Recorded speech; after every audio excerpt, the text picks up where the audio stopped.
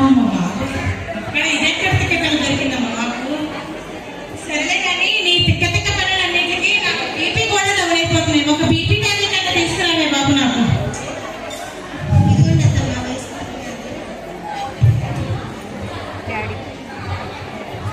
అదేంటే మనం చూసినప్పుడు ఇంట్లో బీపీ టాబ్లెట్లు లేవు కదా, ఇప్పుడు నీకెక్కడి నుంచి వచ్చాయి బీపీ టాబ్లెట్లు?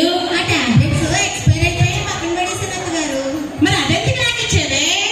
మీరే కదండి మా అబ్బాయి ఒక్క రూపాయి కూడా వృధా చేయకూడదు అన్నారు, అందుకే తీసుకొచ్చి మీకు ఇచ్చానండి. ప్రాబ్లం ఎక్కడ వచ్చిందంటే సరేలే కానీ ఇవన్నీ పక్కన పెట్టు. మీ ఆడపిల్లకి పెళ్లి సంబంధాలు చూడాలనుకున్నాం, ఏం చేద్దాం?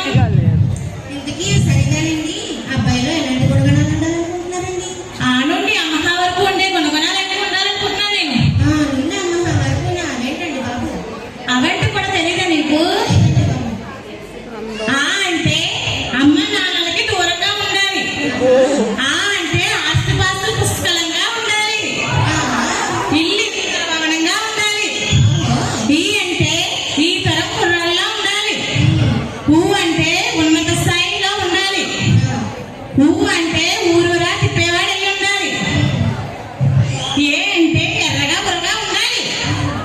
ఏ అంటే ఏకైక సంతానం కలిగి ఉండాలి. ఏ అంటే అయిన వాళ్ళకి దూరంగా ఉండాలి. ఓ అంటే వద్దు వరకు ఉండాలి. ఓ అంటే ఓర్పు శాతం కూడా ఉండాలి. అవు అంటే ఔషధాలకు దూరంగా ఉండి ఆరోగ్యవంతుడై ఉండాలి. అవు అంటే అమ్మ అంటే అందంగా ఉండి ఊర్లో చూసిన వాళ్ళందరూ అల్లుడంటే ఎలా ఉండాలి అని కుళ్ళుకొని సావాలి. అల్లుడే కావాలి అత్తమ్మా? అవునే, అల్లుడే కావాలనే కదా ఇన్ని గుణాలు కూడా ఉండాలని చెప్పాను నేను. అలా కాదత్తమ్మా, అందరూ కూడా మీలాగే మా అమ్మ నాన్నలు కూడా మీలాగే ఆలోచిస్తే మీ అబ్బాయికి ఇప్పుడు పెళ్ళి అయ్యి ఉండేదా? అదేంటి కూడా అలాగంటున్నావు? మరి అంతే కదండి, అందరూ కూడా అలాగే ఆలోచిస్తున్నారు కదండి. ఇప్పుడు సమాజంలో అత్తగారిని అమ్మలాగా కోడలి కూతురులాగా చూసుకునేగా ఉంటే బాగుంటుంది కానీ